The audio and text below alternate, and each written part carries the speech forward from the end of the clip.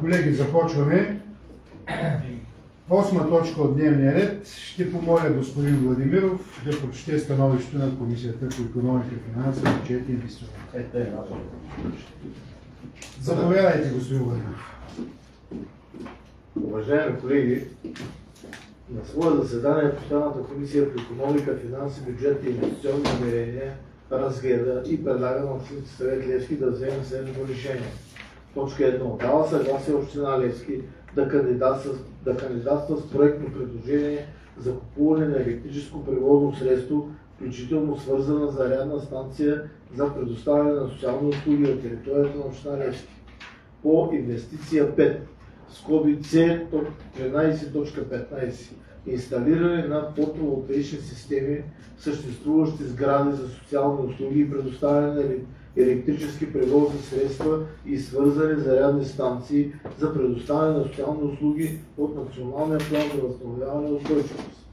Точка 2. Декларира, че закупения електрически автомобил по процедурата ще се използва за обезпечаване на дейностите по предоставяне на социални услуги в общината. Няма да бъде продавана и ще бъде поддържана минимум 5 години след датата на приключване на дейностите по инвестицията и одобрение на искането за окончателно плащане от страна на структурата за наблюдение и докладване. Точка 3. Упълномощава и възлага на кмет на община Левски да предприеме необходимите действия по подготовка и подаване на проектното предложение. Гласували за 7, против, въздържали се няма. Благодаря ви, господин Владимиров, и господин Любенов за Комисията по устройство на територията и общинска собственост. Благодаря, господин председател. Становището на Постоянната комисия по устройство на територията, общинска собственост и безопасност на движенията по пътищата относно кандидатстване с проектно предложение за купуване на електрическо превозно средство, включително свързана зарядна станция за предоставяне на социални услуги на територията на община Левски по инвестиция 5 C13.15, инсталиране на фотоволтаични системи в съществуващи сгради за социални услуги и предоставяне на електрически превозни средства и свързани зарядни станции за предоставяне на социални услуги от Националния план за възстановяване и устойчивост е идентично с проекторешението, направено от председателя на Постоянната комисия по икономика, финанси и бюджет. Благодаря ви, господин Любенов. Колеги, прощавайте, гласували за 4, против и 0 въздържали се. Да, благодаря. Въпроси, колеги, и изказвания. Господин Рачев. Благодаря, господин председател. Аз имам следните въпроси. При условие, че бъдем одобрени и получим финансирането за изграждането на тази зарядна станция, за купуването на този автомобил. Първият ми въпрос, тази зарядна станция дали ще се използва само за този автомобил или ще може да се използва и за другите електрически автомобили на общината. Вторият ми въпрос е дали, освен ако се окаже, че тези трите автомобила могат да бъдат зареждани, дали тази станция ще се използва и от външни автомобили. И последният ми въпрос е дали този автомобил ще се разрешава да се ползва от други структури, било на общината, било външни хора, и там както ще да се използват, и ще бъде използван само за дейности по предоставяне на социални услуги в общината. Благодаря.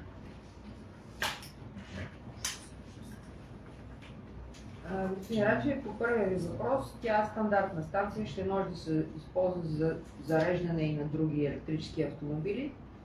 Няма да бъде допускано да бъдат зареждани външни автомобили, такива са и условията. Ние не се изграждат тия зарядни станции, за да се извършва някаква търговска дейност, а за нуждите на социалните услуги. Такъв е проекта. Сега по принцип ще се използва за социални дейности. Ние няма как към днешна дата да кажем, ще го ползваме за нещо друго. Няма да го ползваме за друго. Целта му е да обслужва социалните дейности, които общината има организирана. Благодаря ви, госпожо. Други въпроси? Няма. Подлагам 8 точка на гласуване. Госпожа Ибрахим. За. Господин Кисьов. За. Господин Митев. За. Господин Караиванов. За. Галин Грозданов. За. Госпожа Кирилова. За. Господин Дочев. За. Господин Гайдар. За. Госпожа Цанова. За. Господин Любев. За. Госпожа Стефан. За. Господин Рачев. За. Господин Владимиров. За. Господин Кънчев. За.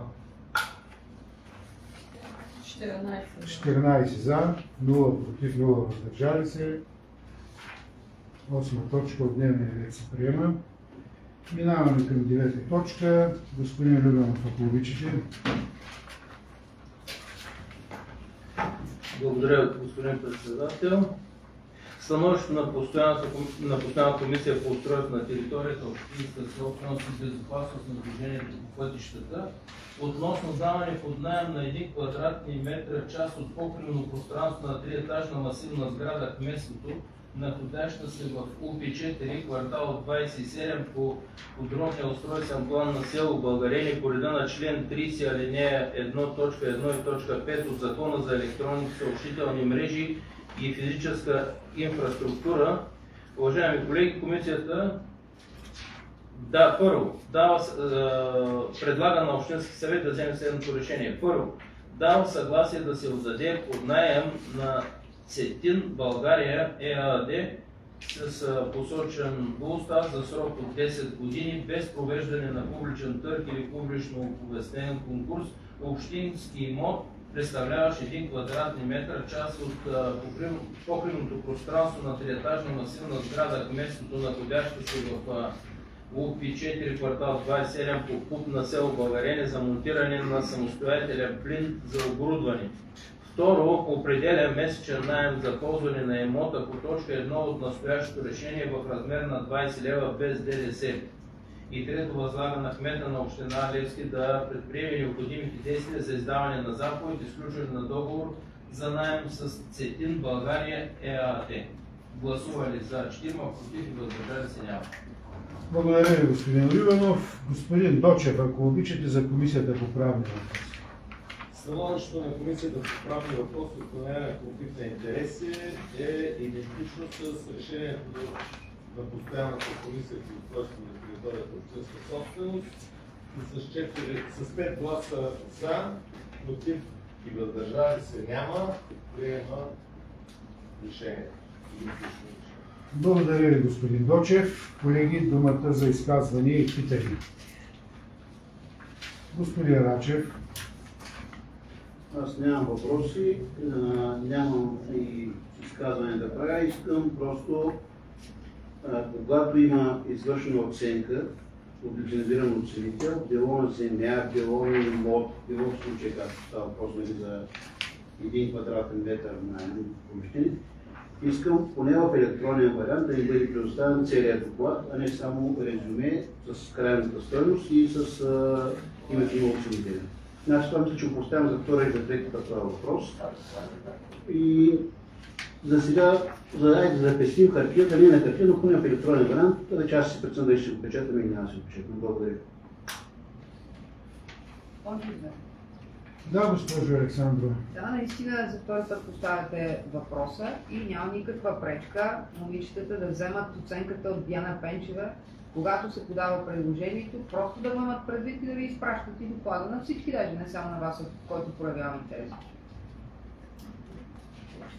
Казвам го с цел да не го казвам всеки път, че не съм искал всеки път, от тук нататък искам всеки един доклад. Това не ги дяла Диана Пенчева. Не, има си доклади, Не, Диана това е Пенчева само, може да ги това предоставя. е само от крайната оценка и Добре, искате тук нататък, Диана Пенчева да се формира представителен анализ и така нататък. Да, искайте доклада. всичко, което касае оценката на дадения имот. Самият доклад на оценителя искам. Добре.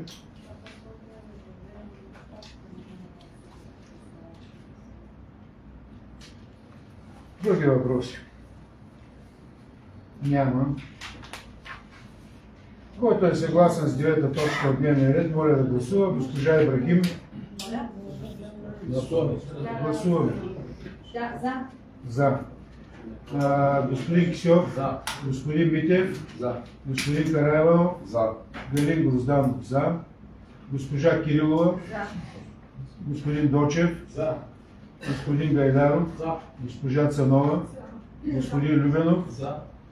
Госпожа Стефанова. Господин Рачев. За. Господин Владимиров. За. Господин Кънчев. За. Благодаря ви, колеги. 14 за, 9 точка се приема, 0 против, 0 въздържали се. Минаваме към 10 точка от дневния ред. Господин Любенов, ако обичате за Комисията по устройство на територията. Благодаря, господин председател. Становище на Постоянната комисия по устройство на територията, общинска собственост и безопасност на движенията по пътищата относно участие на община Левски в извънредно общо събрание на Асоциацията по ВиК в обособена територия Плевен на 04.09.25 година и определяне на представител. Уважаеми колеги, комисията предлага на Общински съвет да вземе следното решение. Първо, дава съгласие Община Левски да участва в извънредно присъствено заседание на Общото събрание на Асоциацията по ВиК в обособена територия Плевен. Второ, определя за представител на Община Левски в Общото събрание на Асоциацията по ВиК в обособена територия Плевен Любка Веселинова Александрова, кмет на Община Левски. Трето, при невъзможност за участие на определение по точка 2 представител в заседание на Общото събрание на Асоциацията по ВиК в обособена територия Плевен, той да бъде заместван от инженер Колю Петров Домиников, заместник кмет на Община Левски. И четвърто, упълномощава представителя на Община Левски в Общото събрание на Асоциацията по ВиК в обособена територия Плевен да гласува по обявения дневен ред на Общото събрание на 04.09.2025 година, както следва. За приемане препоръчителния размер на вноската на държавата в бюджета на Асоциацията по ВиК Плевен за 2026 година да е в размер на 30 000 лева. Гласували за 4, против и въздържали се. Благодаря ви, господин Любенов. По 10 точка изказвания, колеги, господин Рачев. Благодаря, господин председател.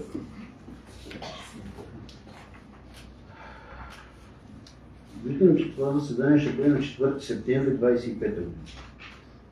Кое налага това да се гледа тази точка на тази сесия, а не на августовската сесия живот и здраве?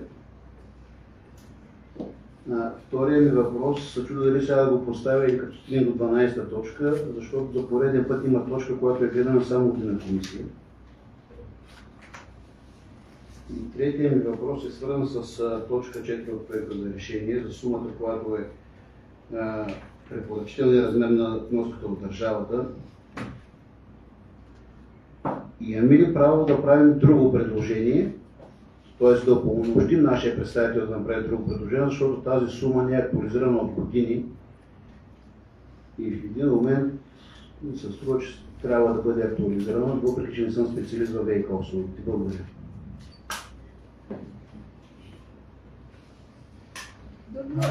Айде ви. Достатъчно рано е дошло предложението, за разлика от друг път на общинската администрация и пуснато на комисия. На областна администрация като предложение е пуснато на комисия, за да бъде взето решение. Това е отговор на първия въпрос. Нищо друго не е било причина, нали, да чакаме последния срок или някоя извънредна комисия. Второто нещо, не можем да препоръчваме друга вноска, защото размера на вноската се определя в държавата. И всъщност държавата ни предлага това да гласуваме. Така че ние и да искаме нещо да актуализираме или да обосноваваме, просто няма да бъдем в законното си право да определяме ние вноската на държавата. Така че това явно е формално, по-скоро вноската на държавата би могла по-рано да бъде определена, щом като се налага да се направи извънредно събрание само заради нейната вноска, но така или иначе това ние нямаме информация за това. Защо в момента, в септември месец, трябва да направим тази актуализация? Това е покана от страна на областния управител Очевидно е, че когато са гласувани останалите вноски, държавата не е посочила вноска. За какво трябва да гласуваме? Като зависи нищо от нас. Не става въпрос, че зависи. Просто сме в сдружение. Трябва да подкрепяме, за да може да правят някакви стъпки. Да, ние сме в сдружение, което сдружение си има своя устав и всички решения се вземат на общо събрание. Няма как без общо събрание да се вземат тия решения, макар че те наистина са формални до голяма степен. Господин Рачев, и аз да отговоря. Защо е в една комисия? Защото това е стандартно решение, което много пъти сме го взимали. Нямаме особени механизми да излизаме от тази асоциация или да влизаме или да правим каквото си искаме, така че за мен дали ще да чака до 31 до следващия месец, айде не най-вероятно 31 или до сега, не беше от кой знае какво значение, така че затова е влязло само на една комисия и е влязло веднага. Това е моето. Благодаря. Ако искате още нещо, питайте. Други изказвания и въпроси?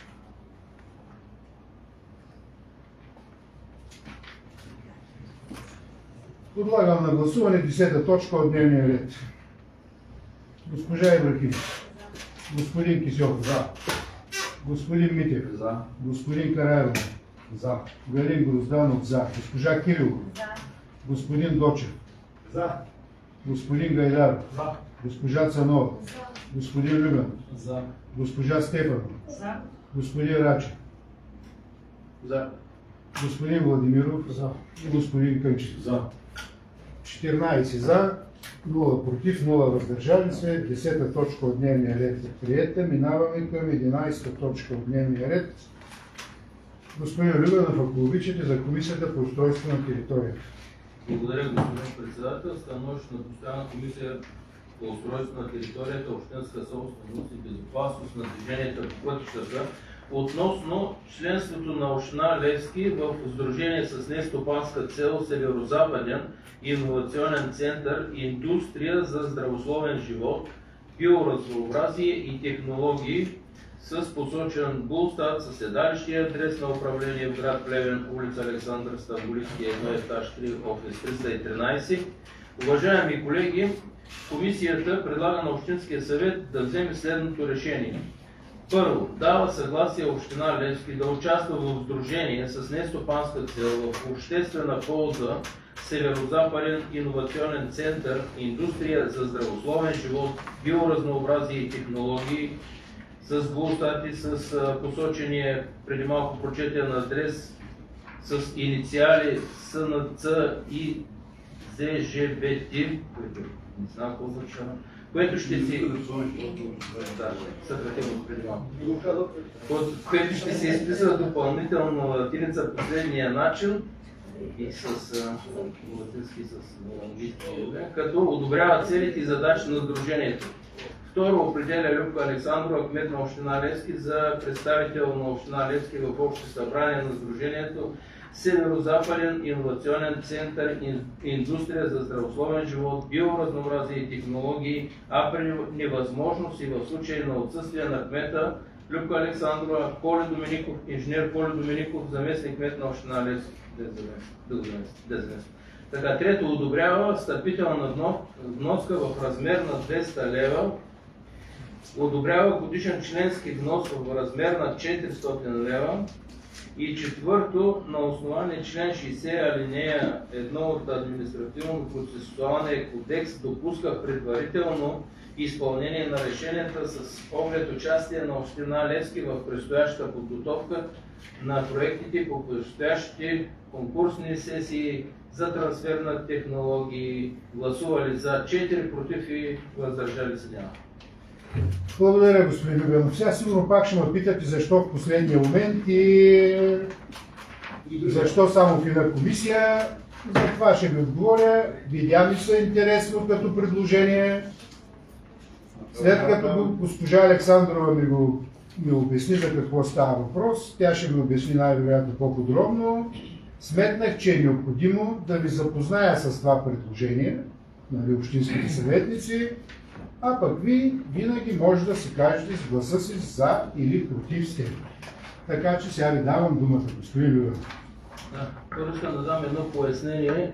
наистина госпожа Александрова на комисията, искам да бъда коректен, тя попита, нали, ако искаме, нали, да влезе, може ли да влезе, което по правилник, нали, може и да откажем, но аз и колегите преценихме, че не търпи нещо сложност в точката и приехме да я разгледаме и да бъде включена в дневния ред. Благодаря. Господин Рачев. Благодаря, господин председател. Ще почна от вашето думи. Смятате ли, че когато някой от нас прави продължение в последния момент, не смятате, че точката ще бъде интересна и не трябва да бъде допусната за обсъждане от другите колеги от Общинския съвет? Вие казвате, че точката сте допуснали в последния момент, понеже ви била интересна. Значи, господин Рачев, когато е било на комисии, няма точка, която е предложена и да не е вкарана. Ама това не е довод да се нарушава правилника, защото това ми харесва и защото това не ми харесва. Значи, въпреки че господин Любенов каза, че са били попитани коректно дали да влезе или да не влезе точката, в ЗМСМА и в правилника е записано, че точките се внасят в 5 дни преди постъпване на комисии, извършване на комисиите, по изключение не по-малко 3 дни, и когато точките не са внесени в дневния ред, те остават за обсъждане на следващото заседание. Както и да е, точката е приета, този въпрос го изясних. Въпросът ми към вас е защо отново само на комисия гледа точката.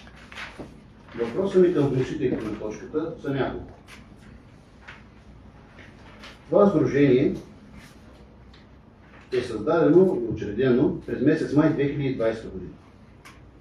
За повече от 5 години от толкова много общини в Северна България в него членуват само общините Троян, Пордим и Долни Дъбник.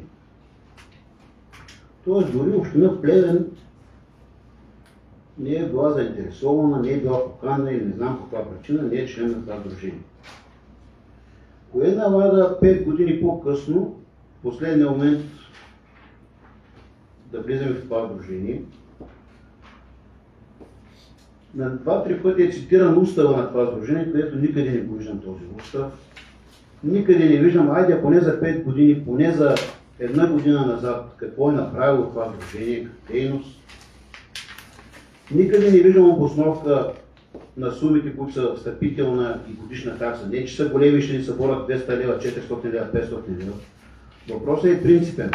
На това знам какво са определени тези суми и какво ще получим в замяна. Ама не искам общи приказки и ще можем да участваме в разни проекти. Исках просто да видя за 1 година назад или за 2 или за 3, колкото преценят така наречените тези, които ни канат в това сдружение, какво са извършили, какво са подпомогнали общините. Спор няма, да, по принцип няма нищо лошо. За тая малка сума, както се казва, нищо да не получим, няма да е голяма загуба, но въпросът е принципен. И това, което най-ме притеснява, е точка 4 от проекта за решение.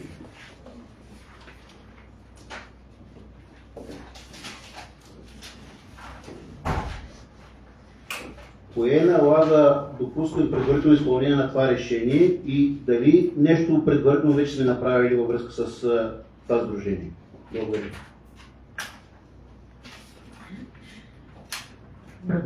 Благодаря за въпросите, господин Рачев. Пак се надявам, че ще успея да отговоря на всички. Аз лично също се запознах за първи път представители на сдружението ден преди да внесем предложението.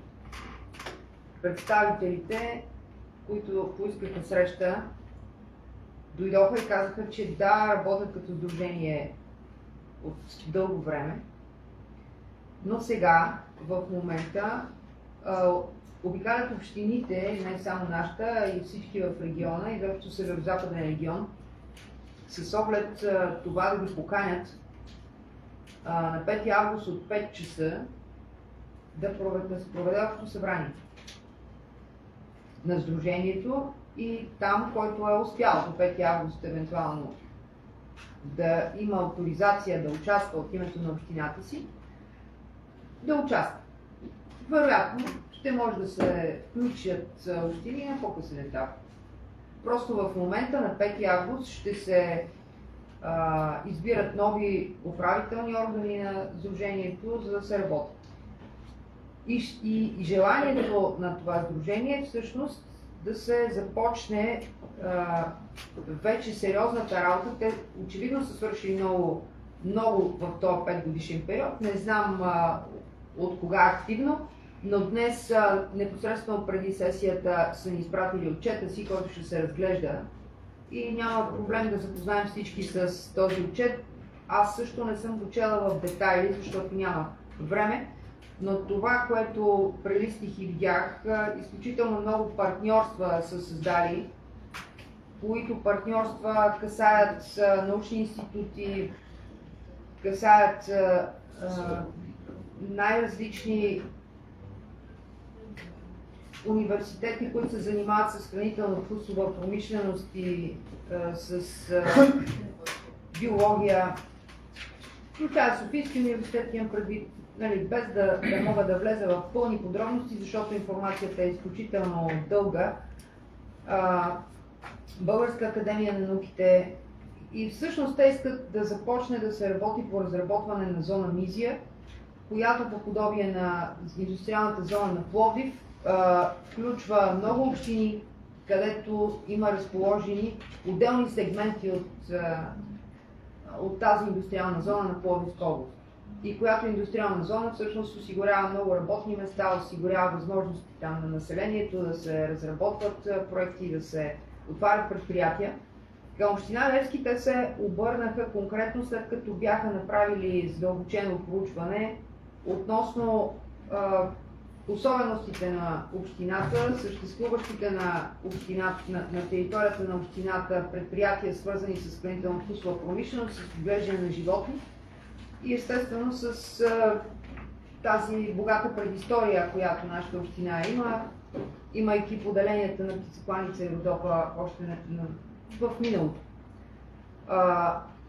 Коментирахме, и то първа наистина ще се коментира, няма как да избягаме в момента от общите приказки, защото те са общи и идеята им е час по-скоро да се види кой ще се включи в това сдружение, защото тук нататък ще се правят екипи за разработване на проекти и за навлизане на проектни идеи, като едно от предложенията тук при нас в бъдещия интегриран проект, по подобие на този, който изпълни, и той не е изпълнил, но вече получи финансиране на Медицински университет и създаването на различни бази на ветеринарно-медицински факултет.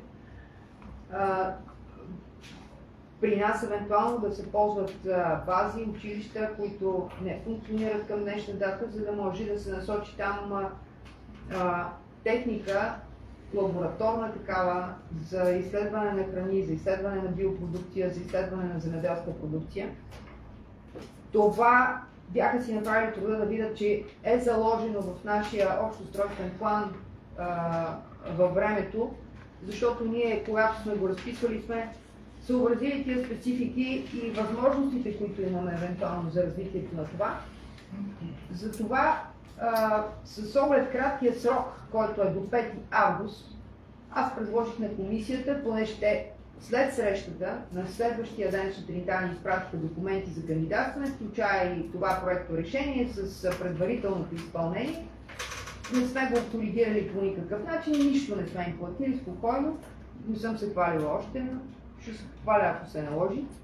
Така че, вижте, на мен постоянно и ежедневно някой ми задава въпроса кога ще отваряме предприятия, кога ще създаваме условия, кога по някакъв начин тук хората ще имат къде да работят.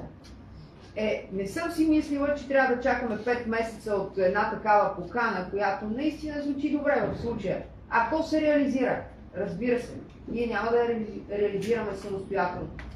Но тези хора, като екип, показаха, че имат желание да се опитат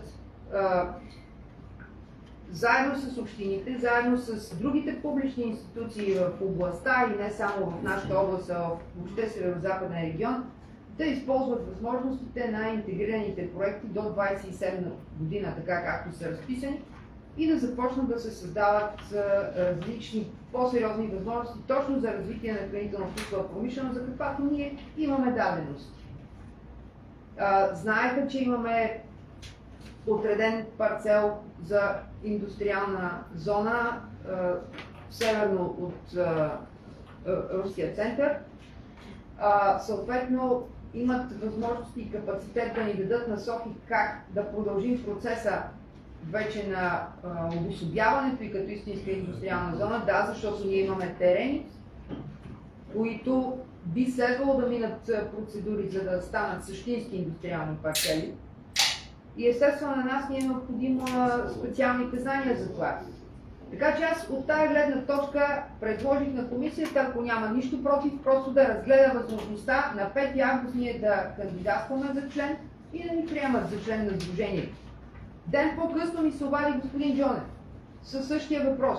Какво правите с това предложение? Идваха ли при нас? Те са му казали, че са идвали. И аз казах, аз го сметнах за нещо полезно и положително. От друга страна, наистина участваме в различни сдружения, някои са активни, работят, други не толкова. Но ние, ако не опитаме дали ще е активно това сдружение, ако не съберем информация, ако не сме един активен член на това сдружение, никога няма да имаме шанс да създаваме условия, за каквито хората ни питат ежедневно. Момент, поне ме. И аз съм длъжна, ако има малка възможност да се опитам да я използвам. Ако вие мислите по този начин, ще подкрепите решението. Ако мислите по друг начин, ще се бавим във времето да видим какво ще направят на 5 август, на 5 септември, на 5 октомври и така. Но като цяло, последният ни разговор и с колегата от Летница беше, ако той е неактивно, до година, както сме влезли, можем да излезем. Но това са ни шансовете като общини на област Плевен да се интегрираме по някакъв начин, да почнем да се опитваме да работим общи проекти, защото ние искаме или не искаме да сме свързани. И можем само да си помагаме по този начин. Самостоятелно трудно ще успяваме. Това е. Ако нещо съм пропуснала да отговоря, просто ми напомнете, защото опитах се да кажа защо толкова спешно и защо. 5 август, 5 часа е поканата в Ростов за всички, които смятат да се включат. Благодаря ви, госпожа Александрова. Господин Рачев. Не съм казал, че съм против, просто и да съм умерен скептик от това нещо. Исках просто по някакъв начин при първа възможност да получим някакви отчети за дейността на сдружението. Бих искал да я видя устава и не винаги това, че има написани 50 институции, значи, че работят активно с тях. Аз имам 5000 приятели от Facebook, обаче съм контактуван с не повече от 100 човека от тях. Благодаря. Значи само да допълня. Тук става въпрос за подписани споразумения за партньорство, Институт за изследване на климата, атмосферата и водите към БАН, Национален институт по геофизика, геодезия, география към БАН, Института по физиология на растенията и генетика на БАН, Института по животновъдство Костинброд. Това е една част. Аз в другите абзаци видях, че имат подписани споразумения с Софийския университет, биологически факултет, с Пловдив хранително-вкусовия институт и други. Сега аз ви казвам също, сега се запознавам с конкретиката. Това, което са ни изпратили като отчет на сдружението, ще ви го изпратим на съответно на имейлите и ще Да, ще ви помоля да го предадете на момичетата и вие ще го качите на електронната почта на общински съветници. Други въпроси? Господин Любов, може. В потвърждение преди в моето изказване, че ние като комисии, като общински съветници също се стремиме да използваме всяка една възможност за икономическото развитие на нашия град и потвърждението им на работата сега в тази комисия. Ние не следвахме педантично буквата и правилника, ами приехме това предложение, за да може да влезе в дневния ред. Така че мисля, че всички ние искаме да се случват нещата в град Левски и най-малката възможност да има, аз съм за. Просто исках да потвърдя, че ние имаме желание да работим заедно с администрацията, а не да си правим контра един други. Благодаря. Благодаря ви, господин Любенов, за което и аз ви поздравявам лично аз. Други въпроси? Подлагам 11-та точка на гласуване, колеги. Госпожа Ибрахим, господин Кисьов, За.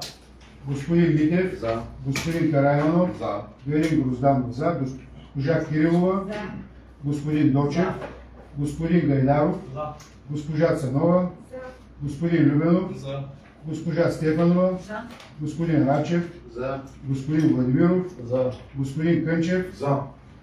Благодаря ви, колеги. 14 за, 0 против, 0 въздържали се. Минаваме към точка 12. Отчет за дейността на Общински съвет Левски. По традиция няма да ви го чета, той ще бъде публикуван в средствата за масова информация на страницата на Общински съвет Левски. Всеки, който има желание, може да го прочете. Господин Рачев, давам ви думата да, понеже нали така се разбрахме, ви да кажете, да започнете дискусия. Благодаря, господин председател. Не знам умишлено или не, председателския съвет или председателя се затваря очите за дейността на Комисията по здравеопазване.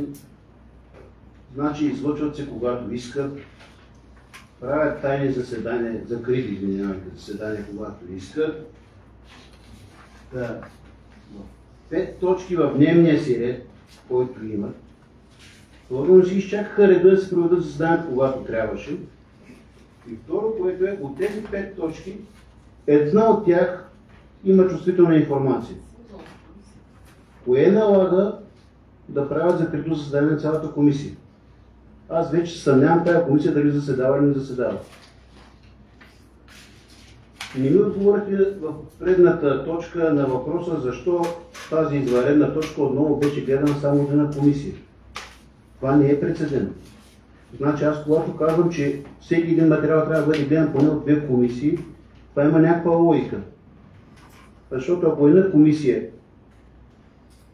не приеме и не предложи проекто решение, ще се чуете какво да правите, или да вкарате точката в дневния ред, или да не я вкарате в дневния. Относно разпределението на материалите по комисии, излагал съм само материалите, които касаят спортните клубове. Януари месец кандидатства футболния клуб Левски и хандбалния клуб, точката се гледа икономическа комисия и правна комисия. Февруари месец кандидатства футболния клуб Левски, футболния клуб в Изгрев и автомобилния клуб, точката се гледа от 3 комисии. Икономическа комисия, правна комисия, образование и спорт. Март месец, когато става въпрос за новорегистрираните академии, точката се гледа само от образователна комисия и правна комисия.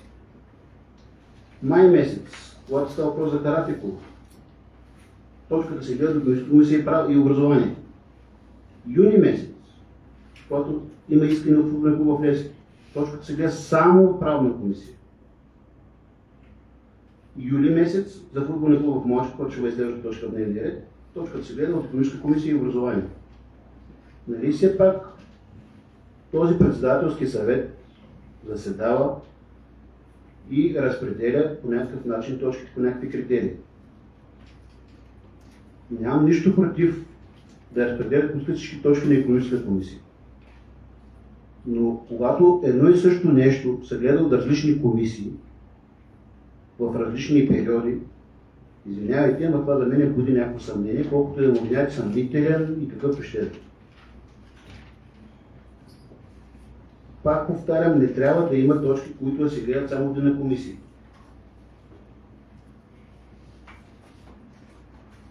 Това, което искате да Колкото до правна комисия, господин Рачев, първо искам да кажа, че наистина сте повече от нителен. Повече от нителен, нали? Да. Сега, нали? И даже не се доизказах, ама не Добре, да извинявайте, мисля, че свършихте. Да, давам ви думата да изкажете се. Повече от нителен сте, пак повтарям, че относно тези точки не са нещо конспиративно няма, но както и да е, имате право да си мислите каквото и да е. Относно това, че е гледала само правна комисия искането на футболен клуб Левски, Това е било последна комисия и на тази комисия е внесено предложението. Тъй, че това е обяснението, което мога да ви дам. А за предната точка, която ни беше устройство на територията, последна комисия, що само на една комисия? За сдружението става.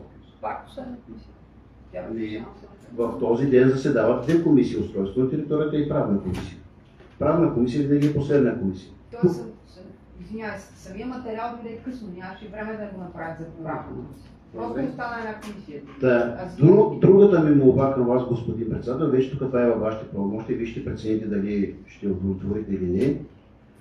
Умолявам ви, икономическа комисия да не е първа комисия, когато се... И това всеки път. Значи един път на 3 месеца или там един път на 2 месеца, както се отпада пропорционално.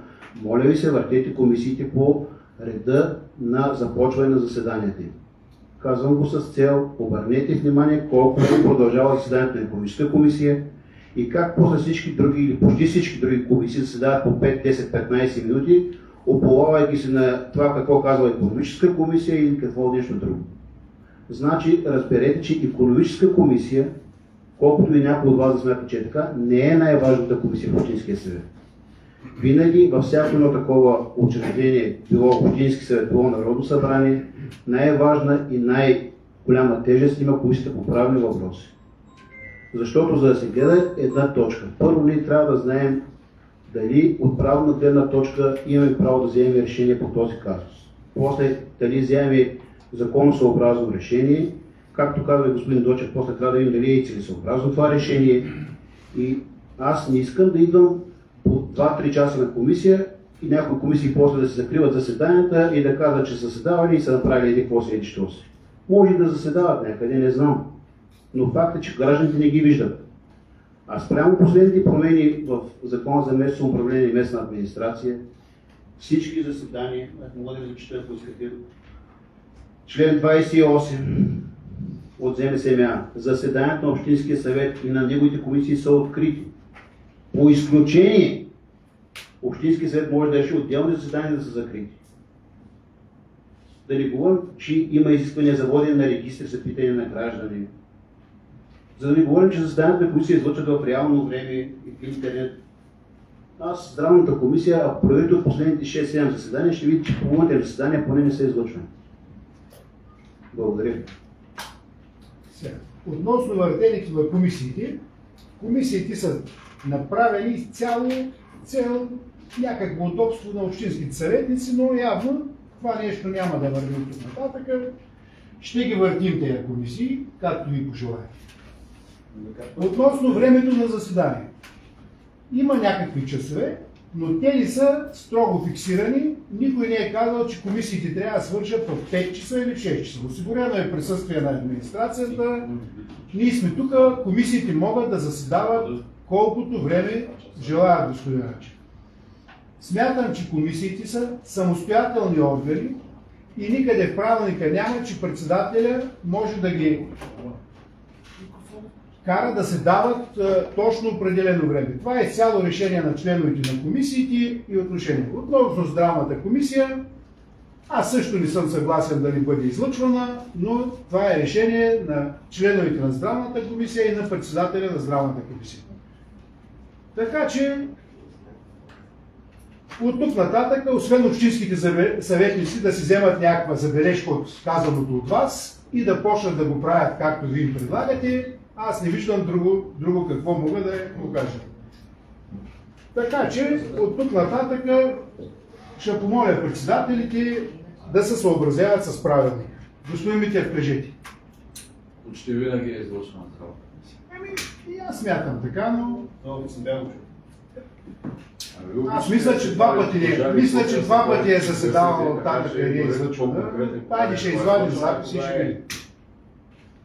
Предлагам на господин Митев, ако му намира доказателства, че поне от заседанията на здравната комисия не са излъчвани, да се изправи тук на масата и да изпее на песниче. Господин Рачев, Ако не съм прав, ще го направя. господин Рачев, смятам, че прекалявате.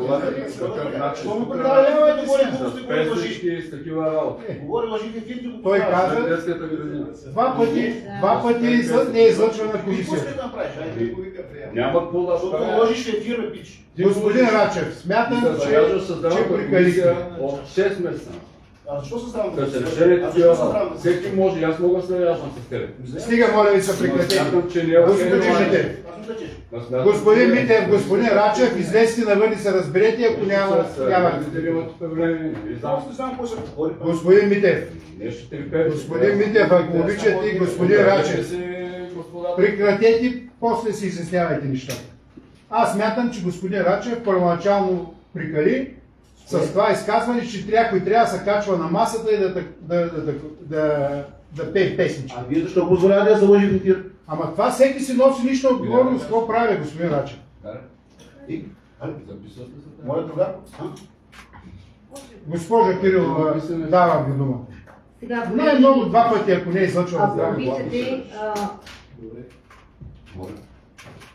на едно от заседанията, едно от последните, когато ставаше въпрос за граждани, като точка да бъде обсъждано без да бъде излъчвано за почетните граждани, тогава беше прекратено за последна точка по предложение на колега от комисията. Ако е имало един път, когато не е било излъчено, няма... Почетните граждани въобще не сте излъчвали вашата комисия. Да, и други комисии не излъчиха почетните Само граждани. вашата комисия не беше излъчвана за почетните граждани. Мисля, че... Другите комисии взеха решение тази точка да бъде за почетните граждани да бъде закрита, а при вас цялата комисия без да се събирате. Значи за здравна комисия за почетните граждани прие се тази точка да не са публикувани. Здравна комисия въобще не е излъчвана, когато беше точката за почетните граждани. Най-много веднъж здравна комисия да не е излъчвано... Преди това също не беше излъчвано. Бяхте в друга представя. Може би имало съвпадение на комисии, заради това да е наложено така. Сега... Добре, вече комисиите ще са поне в 3 дена, ще има достатъчно време комисиите да продължават, поне по 2 часа ще им бъде осигурено време. Така че това ви го обещавам. И ще се излъчват всички комисии. Колеги, други изказвания и въпроси? Само да ви кажа, че това не е по мое желание, това е по изискване на закона. Защото ви така представяте нещата, че не господин Рачев, защото изказва, защото искал. Не защото искал, защото така е закон. Понеже ви задавате въпроса, на вас отговаряме. Само отговорете по микрофона, че това е съгласно изискването на закона за местата на самоуправление и местната администрация. Добре, това. Добре, господин Рачев. Така, колеги, минаваме към 13-та точка от дневния ред.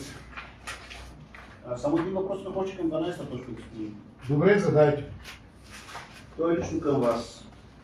Отчета започва с втория абзац. Проведени са 7 заседания и така нататък. Няма да казвам колко часа заседава Общинския съвет. В края на отчета ви, след като почне да изброявате комисиите, след като слушат комисиите, има абзац председателят и заместник-председателите са провели 6 заседания. Това значи ли, че за едно от сесиите председателския съвет не се е събирал? И ако не се е събирал, как са разпределени материалите? Не е вярно. Това нещо не означава, най-вероятно е техническа грешка някаква. В началото са сесиите, броя на сесиите, а в края... А защо се В размина? края е председателския съвет. Да. Ама той Председателския съвет трябва да е равен на броя на сесиите. Не, нали имаш 2 сесии май месец за това. 2 сесии май месец. Да го направим. За бюджета е просто редовно. Това правомощно е председатели сам да разпределяват. Съм съгласен. И най-вероятно, ако е така, не знам, ако не е грешката, Аз не съм видел. Не е било бе да няма, най-вероятно нещо техническо или е имало, Не, май месец 2. освен за извънредната сесия, да не е събиран председателския съвет, но Ами то за бюджета просто всички го имаха. аз поне нямам спомен да не е събиран председателския съвет. Но пък и да не съм го събирал, разпределил съм ги самичък, така съм решил, така съм направил.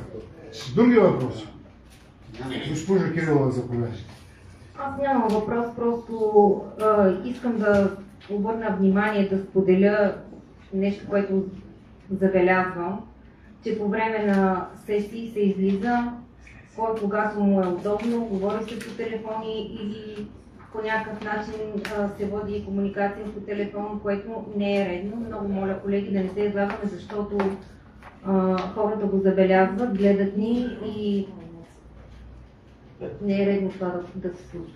Благодаря. Господин Любенов. Благодаря, господин председател. Понеже аз съм един от тия, който излезе преди малко спешно да говоря по телефона, искам да питам госпожа Кирова от правилника или откъде ми цитира, че не мога да напусна заседанието. Мисля, че съм участвал и в разискването и в гласуването на всички точки. Благодаря. Така че не приемам обвинението за безотговорно отношение на сесия. Да, госпожо Кирова. Аз не конкретно, по принцип говоря, господин Любенов, но дошли сме да вършим работа и би трябвало да сме максимално съсредоточени, а не да си вършим другите неща по време на сесия. Сега, колеги, само да кажа две думи. Не, гледам. Вие ме питате и аз на вас отговарям. Казах, че не е към вас. Мога ли да кажа две думи? Айде, че вече влизаме все повече в лични обяснения и в лични, което не е редно. Така, колеги, по силата на демокрацията, която съществува в България, Общинския съвет е изборен орган и той се избира пряко от хората в общината. Така че за мен общинските съветници са единствено отговорни на 100% пред хората, които са ги избрали. И ако хората, които са ги избрали, преценят, че общинските съветници не вършат добре своята работа, не са доволни от тях, винаги могат да им кажат. Така че аз лично нямам намерение да превръщам Общинския съвет в дисцип и да налагам постоянно наказание, да казвам тос наляво, тос надясно, остави си телефона, не излизай. Това е лично отговаря на съвестта на всеки общински съветник и той само взима решение как ще процедира. Благодаря ви. Други въпроси? Така, вече мисля, че може да минаваме към 13-та точка. Господин Владимиров, ако обичате, Комисията по икономика, финанси, бюджет и инвестиционни намерения. Благодаря, господин председател. Уважаеми колеги, на свое заседание Постоянната комисия по икономика, финанси, бюджет и инвестиционни намерения разгледа и предлага на общинските съветници да вземе следното решение. Точка 1.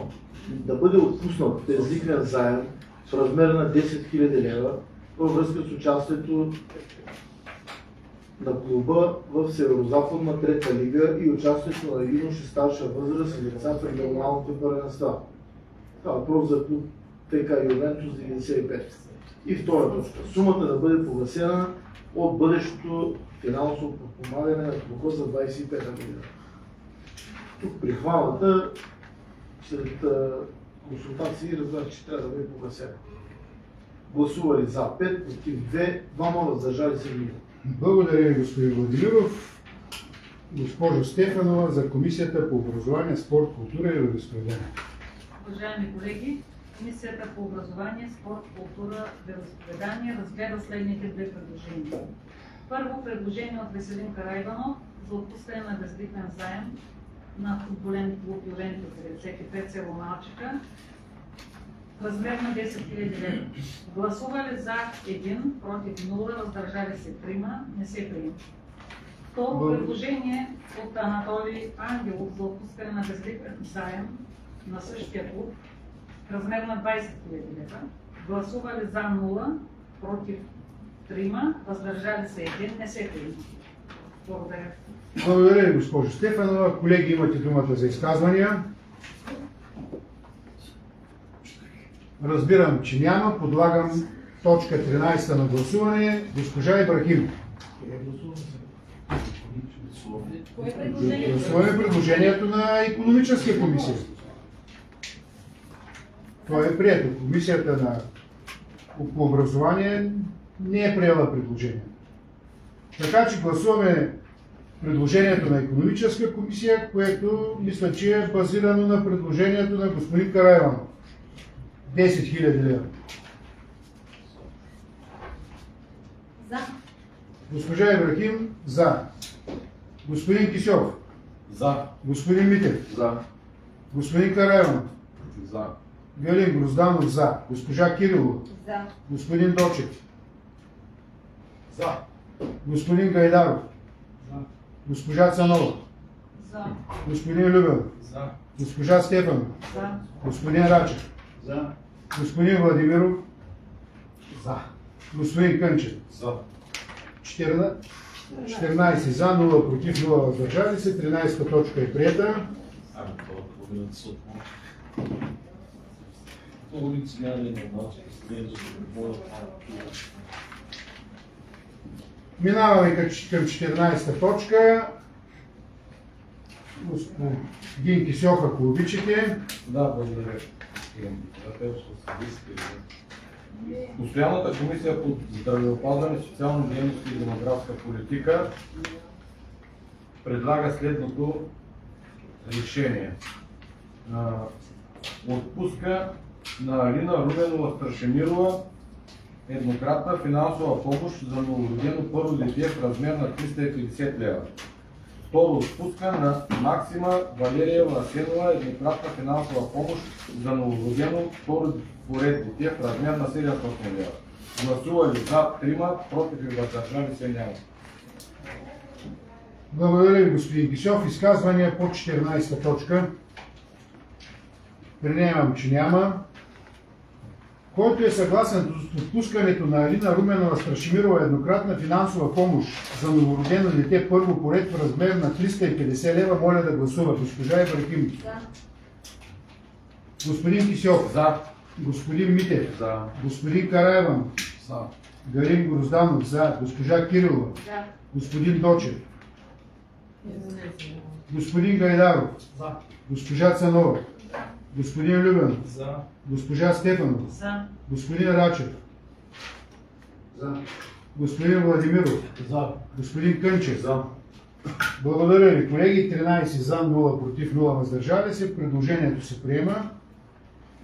И второ, отпуска на Максимка Валериева Асенова еднократна финансова помощ за новородено дете второ поред в размер на 700 лева. Който е съгласен, моля да гласува. Госпожа Ибрахим. За. Господин Кисьов. За. Господин Митев. За. Господин Караиванов. За. Галин Грозданов за. Госпожа Кирилова. За. Господин Гайдаров. За. Госпожа Цанова. За. Господин Любенов. За. Госпожа Стефанова. За. Господин Рачев. За. Господин Владимиров. За. Господин Кънчев. За. Благодаря ви, колеги. 13 за, 0 против, 0 въздържали се. Предложението е прието. Минаваме към точка 15. Господин Кисьов, ако обичате. Да, благодаря. Комисията по здравеопазване, след разглеждане на подадените молби и придружаващи документи, предлага на Общински съвет Левски да приеме следното решение. Първо, Иванчо Кръстев Якимов. Господин Якимов е представил епикриза от 25.4.25 година. Приложени са касови бележки и заплатени консумативи на стойност 5254 лева и 80 стотинки. Липса фактура за извършени разходи. Комисията предлага на Общински съвет на основание искането за еднократна помощ да бъде отложено за следващата сесия до представяне на фактурата. Второ, Милко Антонов Илиев. Господин Илиев е представил епикриза от 8.6.25. Приложени са касови бележки и фактура за заплатени консумативи в размер на 3509 лева. Същият има задължения към община Левски в размер на 584 лева и 54 стотинки. Комисията предлага на Общински съвет на искането за еднократна помощ да бъде разгледано на следващата сесия след погасяване на задължението. Гласували за 3, против и въздържали се няма.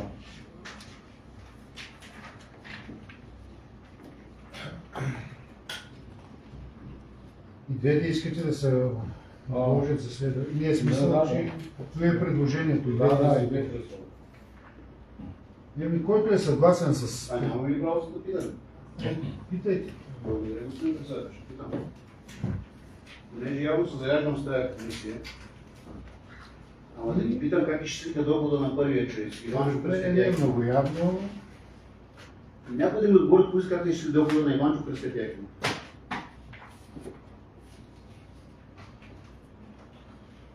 Документ е написан, прочел съм го. Така, това, което сте написали, ако живеете в България, трябва да знаете, че от 1 юли всички пенсии в България са актуализирани с 8,6%. Може да не го знаете, както и да е. Та, искам да кажа, че искането е подадено на 8 юли, т.е. човека трябва да е получил новата си пенсия за юли, която е с по-висок размер. Т.е. това, което сте подали като информация за обща сума на доходите, не е вярно. Второто, което е, човека декларира, че има земеделска земя. Най-вероятно за нея е получил рента. Също не сте го сметнали това нещо. Най-вероятно сумата ще бъде в изискване от нас размер, за да може да получи човека някаква помощ. Но е факт, че комисията за пореден път не си е свършила както трябва работа. Благодаря за внимание. Благодаря ви, господин Рачев. Някой от комисията ще отговори ли? Кога е молбата на... От 8 юли. Ама на 6 месеца на дохода. Значи... 6 месеца, значи от 1 юли до 1 януари до 30 юни си е декларирал. А защо за юли да не се взема? Може когато си подал молбата да не е взимал пенсията. На 8 юли не може да си взема. Тя му била преведена по сметка, той че не е взимал. Примерно моята майка си я взима на 10 юли пенсията. Значи това се казва заяждане. Значи всички знаят цяла България, че от 1 юли има актуализация на пенсии. Дори да не е получил фактически, той знае каква пенсия ще получи за юли. Той декларира 6 месеца преди той. 6 месеца преди това е до 8 януари. От 8 януари до 8 юли. Юлската пенсия трябва да влезе в сила. Ето затова комисията иска да се отложи и ще го Не е заради това. прецизира. А рентата защо не е взета предвид като доход? Защото никой не си направил труда да провери колко рента е получил човек.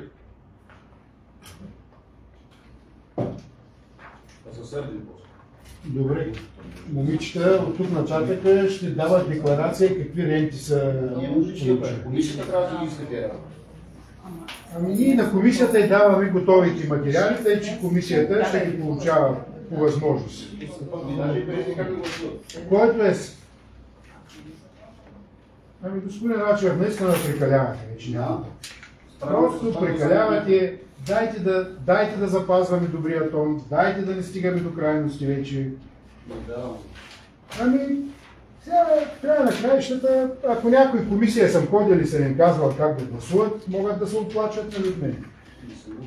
Така, господин Рачев, приключваме спора, тъй че подлагам решението на Здравната комисия на гласуване госпожа Ибрахим. Да се отложат и двете помощи за следващата сесия. За. Господин Кисьов. За. Господин Митев. За. Галин Грозданов. За. Госпожа Кирилова. За. Господин Дочев. Господин Гайдаров. Госпожа Цанова. За. Господин Любенов. Госпожа Стефанова. За. Господин Рачев. Против? Господин Владимиров. За. Господин Кънчев. За. 13 за, един. Господин Караиванов, извинявайте, пак ме пропуснах, ама просто ме задрасках в началото. Да, кажете, господин Караиванов, давам ви думата да гласувате. За ли? За или против си? За. Значи, 13 за, 1 против, 0 въздържали се, решението се приема. Давам думата на господин Рачев. Искам прегласуване, защото трябва да се гласувате една по една. Благодаря. С удоволствие, господин Рачев. Извинявам се за това, че... Нищо на вас не кажете, извиняйте, ще се Да, според мен, вие имате винаги собствено мнение по всички въпроси. Така, който е съгласен, молбата на Иванчо Кръстев Якимов да бъде отложена за следваща сесия, моля да гласува. Госпожа Ибрахим. За. Господин Кисьов. За. Господин Митев. За. Господин Караиванов. За. Галин Грозданов. За. Госпожа Кирилова. За. Господин Дочев. За. господин Гайдаров, За. госпожа Цанова, За. господин Любенов, За. госпожа Стефанова, За. господин Рачев, Против. господин Владимиров, За. господин Кънчев. За. 13 за, 1 против, 0 въздържали се. Решението се отлага за следваща сесия. Който е съгласен молбата на Милко Антонов Илиев да бъде отложена за следваща сесия, моля да гласува. Госпожа Ибрахим, За. господин Кисьов, За. господин Митев, За. господин Караиванов, За. Галин Грозданов за, госпожа Кирилова, За. господин Дочев, За. господин Гайдаров, госпожа Цанова, господин Любенов, За. госпожа Стефанова, За. господин Рачев, За. господин Владимиров, За. господин Кънчев. За. 14 за, 0 против, 0 въздържали се. Предложението се приема. Колеги, минаваме към последна точка – питане на граждани. Първо ще ви помоля да ви прочитат 2 искания от граждани, после ще ви дам думата и на вас. Първо, до председателя на Общински съвет град Левски, до Транспортна комисия град Левски. Предложение от живущите на улица Кирил и Методий от кръглото кръстовище до киното. Уважаеми госпожи и господа, предлагаме да се поставят така наречените легнали полицаи, претекон и блок машиностроител. Предложението идва от факта, че денонощно по този прав участък колите минават с висока скорост, освен че имат блокове и живущи, улицата се превърне в търговска, което увеличи трафика на пешеходци. Немалко пъти стават и леки пътни происшествия. Трябва да стане инцидент или живото застрашаваща ситуация, да се вземат мерки. Изключително молим за одобрение на нашето предложение или което да е предложение от ваша страна, с което да се спомогне за тази ежедневна ситуация. Подписани са, като гледам, около 60-70 човека, макар че според мен са написани само имена и подписи, няма егенета, няма. Това е подписка. Това е искане и го връчвам на госпожа Александрова със становище за становище на Общинска администрация. Второто е писмо от госпожа Дора Давидова, което е лично до вас.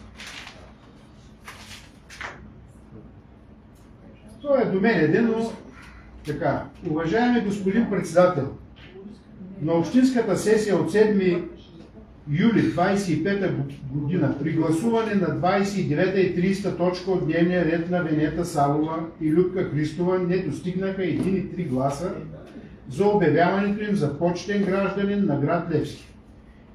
10 общински съветници не зачетоха подкрепата на 600 граждани за двете госпожи. Това е голямо несправедливост. Предлагам да се излезе от конфузната ситуация последния начин.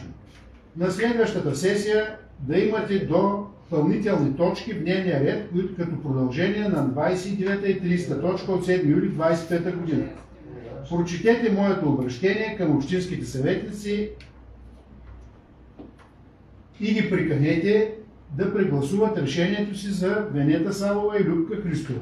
Това трябваше да стане още на 7 юли 25 година и нямаше да се стигне до създалото се безобразно положение. Нека общинските съветници не се ръководят от партийните си пристрастия, от това кой е по-известен. Събитията в чест на 80 години град Левски може да ги има в края на 2025 година. Изразявам недоволството на 600 граждани, подкрепили Венета Савова и Любка Христова с уважение Дора Давидова. Това е обращението на Дора Давидова. Аз съм длъжен да ви попитам, някой има ли желание да промени това гласуването си, за да включваме по този начин точките. Сега давам думата за изказвания. Ако ви имате някакви питания от граждани, заповядайте. Господин Дочев, заповядайте. Аз искам само да попитате госпожа Давидова дали е чела критериите за почетни граждани на град Левски. Само това нещо повече. Чела ги, аз съм ги дал. Вие сте ги дали. Така. И другото нещо, което искам, не отговарям за всички общински съветници, отговарям за себе си, но на мен лично ми е обидно някой да ми каже, че аз стоя тук на това място и бърка. Това, че тя е по някакъв начин събрала някаква подписка, мисля, че всички, които стоят на тази маса тук, като съветници, като кметове, си вършат работата, особено когато се касае за морални награди, и вършат така, както смятат за добре, защото ние също сме избрани от тия хора, както преди малко се каза тук, и носим отговорност за действията си, за поведението си, за грешките си, за хубавите неща, които правим. Се носим някаква отговорност, така че не може да ми казва някой, аз дали съм сбъркал или има политическа намеса. Аз пък смятам, че изобщо няма никакви политически намеси този път при гласуването, така че да не вменява на хората, че има политически неща. Ако има такива, нека ги каже какви са, да дойде тук и да обясни на хората. Това, че тя може да се ходи с когото си иска там и да си правят нещата, си е нейна работа. Така че аз съм обиден от това, което тя казва. Нито политическа намеса има, нито пък смятам, че добре е разбрала тогава критериите, щом ги е чела вече, толкова по-зле за нея. Благодаря. Госпожа Дора Давидова има право на мнение. Има да добре, чухме го някакво. Тъй, че ако нямате намерение да пригласуваме, просто казвате няма да стане.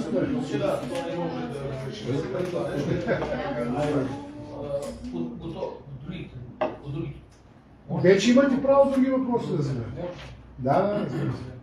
Аз бях длъжен да ме запозная с писмото, защото е обращение към всички общински съветници. Добре, благодаря, господин председател. Преди малко вие казахте за едно предложение по транспортната схема и във връзка с организация на движението в град Левски.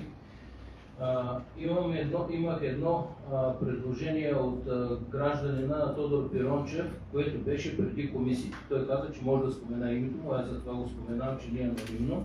И преди комисиите той ме помоли да направим едно предложение относно тежкотоварната техника, която идва, да не объркам улиците, която идва от оранжерията, например, да завива околовръстно, дали наляво или надясно, да има обходен път и тези, които влизат в градище, тежкотоварната техника, която влиза от градище, също да може да минава по околовръстно, за да може да не се натоварва централната част на града. Аз изчаках на комисиите, защото имахме преди практика комисията, която е към Общинския съвет, на която съм председател по безопасност на движението по пътищата, и комисията, която е към Общинска администрация с председател господин Домиников, да се събираме периодично. И за това до сега не го направих това предложение, и понеже не знам сега кога ще се събере тази, защото е хубаво беше на тази комисия, нали, да се дискутира, и понеже чувам, че има други предложения и да мога да отговоря на гражданите, когато ме питат, за това казвам сега това предложение, а пък вече комисията, която е към Общинска администрация, както прецени, може да свика, защото това е по инициатива на председателя на комисията, господин Домиников, или да го има предвид на следващото събиране като предложение на господин Пирончев, или сега го правя.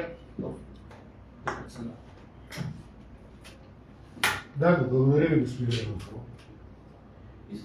То конкретното предложение всъщност какво е? Да се направи ново околовръстно? Не, да не се минава през централната част, да се за съжаление, да ви кажа честно, да се поставят знаци, така че тежкотоварната техника да минава обходно, да не минава през... За съжаление, проблема е, че навигацията не ги прикарва по околовръстните, а ги прикарва по Христо Ботев улицата, и с нея е голям проблем. Не знам как да се реши този проблем. Искам да кажа, че това не е моя теза. Не знам, аз съм съгласен с вас напълно, но просто се поинтересувах и действително навигацията ги прикарва по Христо Ботев и през града ги вкарва по Хано Мардак и не знам защо са получили. Има предвид селскостопанската техника. Селскостопанската. Да, госпожо Александрова. Това предложение на Тодор Пирончев, аз не го чувам за първи път наистина. Даже съм си мислила, че е възможно, ходили сме, гледали сме, но там покрай оранжериите, където евентуално може да се заобикаля Васил Априлов и да се излиза на надлеза, за да може да се ходи по нивите, има стълбове високо напрежение и няма как между тях или под тях да минават тия комбайни. Просто то заради това може би не е направен и такъв реално обход на града, защото тежката техника излиза от там не от вчера, но не е възможно. То няма невъзможни неща, да се казвам, но тези стълбове високо напрежение, които трябва да се преместят, за да може да стане достъпно, няма как да стане. И тази тежка техника, която имаме пред комбайни, те са много високи, просто няма как да минават там. Иначе и за тях би било по-удобно. Това го коментирахме по повод ремонта на Васил Априлов, защото всъщност изправим ремонт заради училище, заради парк, заради централна градска част, ама тази тежка техника наистина е много по-така се застрашава и настилка и всичко останало, както и трайността. И тогава го коментирахме, но там просто няма излъз по този начин, да е възможно да се излиза на надлеза и да се заобикаля движението и въобще да не се създава предпоставки за ПТП. За градище там нямам представа, наистина може да се види, може и от някъде да минат, но не смятам, че това нещо така може да се реализира. Всеки обход, всеки път той изисква много сериозна работа, за да може да се разработи такъв нов. Но интересно, всички предложения нека да върват към комисия. Всъщност доктор Грозданов миналата седмица мисля, че беше предложил някаква такава комисия да се прави. Сега влизаме в отпускарски период, тази седмица няма никога, седмица няма имаме. Но нека предложенията наистина да се събират. Значи виж какво сега, аз нямам, но това е зависимо от свободно време на много хора. Инициатива на господин Коля Домиников. Предния път пак беше по него инициатива, вие сте дължа да посетите. Аз не казвам, добре, аз нямам нищо напротив. Поканете и вие хора, които смятате, че могат да решат въпросите, нищо напротив нямам. Въобще нямам аз желанието да бъда аз организатор. Доктор Грозданов, само с две думи, тази комисия по принцип има така вътрешната договорка между членовете, когато постъпят заявления, тя да се събира. И да се събира поне веднъж на 2 месеца, защото те не всеки ден постъпват такива заявления, свързани с пътното движение. Така че не се е събирала, може би, от известно време. Нормално е, когато постъпват предложения, то да бъдат разглеждани о време. Да, господин. И още един кратчък въпрос, за да не помисля господин Пилончев, че съм го спестил. Той ме попита за паркоместа около вече новия парк, новоустроения, облагородения парк, къде ще бъдат тези паркоместа, ще има ли, предлагаме. Аз му казах, че не съм се запознал с проекта. В проекта би трябвало да са предвидени такива паркоместа, така че госпожа Александра може кратко да отговори дали в проекта дали има или няма предвидени паркоместа. Не. Защото има някакви.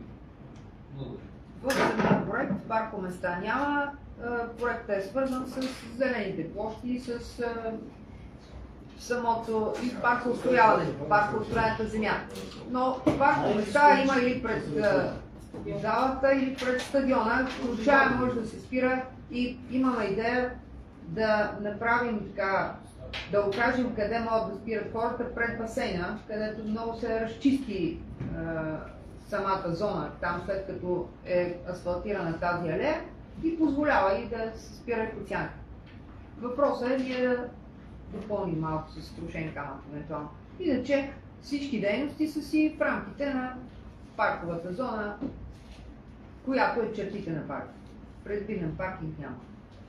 Защото паркинга на практика на парка е свързан отпред с залата. Там си има паркинг и ако трябва да се разработва паркинг, то трябва да е там. Не може във всички краища на парка да се устроят паркоместа в обема, какъвто трябва да е пред залата. Госпожо Иванова.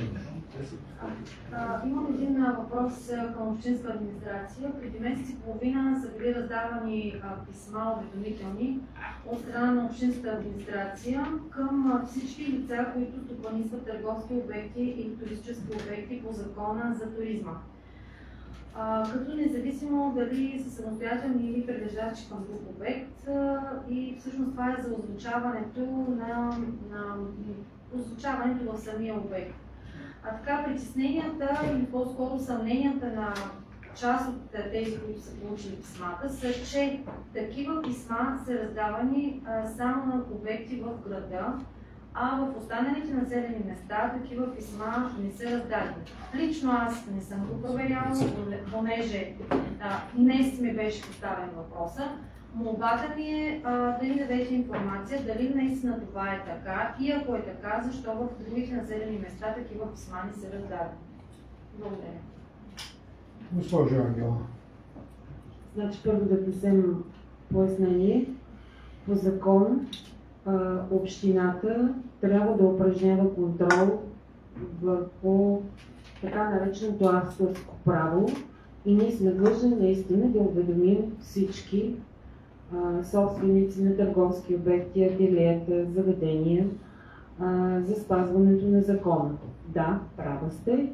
До момента са раздадени такива писма, в което е казано да се свържат съответно с двете фирми, които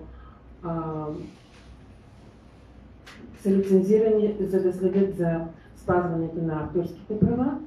Предстои, днес съм разговаряла с служителката, предстои да бъдат поканени кметовете на кметства, да им бъдат дадени такива писма и съответно в населените места да бъдат раздадени и за тях.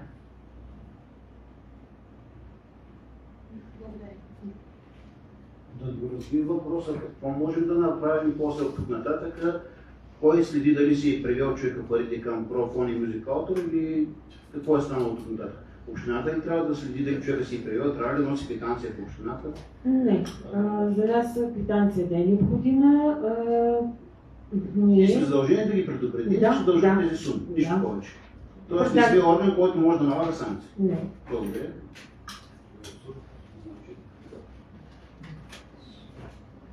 Господин Гайдар. Аз искам да съдя малко пояснение за поставянето на тези знаци за паркиране по улицата. Използваха се няколко човека с мене. Кой разпорежда това поставяне? Дали изобщо е заседава тази комисия, защото има и добри във връзка с този поставяне. Имайте предвид знака на прословутия знак на обоч. Да, не съм прати да виждаш. Да човек, който съм сложил да се отглоби.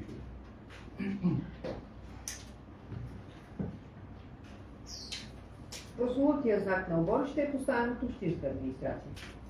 След многократно подаване на сигнали, че там се спира поредно и наистина няма достъп, и след като е констатирано това, включително и от мен, беше поставен знак, за да може тези хора в край на края ще разберат, че не могат да спират както им е удобно на тях и да превръщат улицата в паркинг, защото спирайки по този начин, те наистина не оставят достъп на никакви превозни средства там.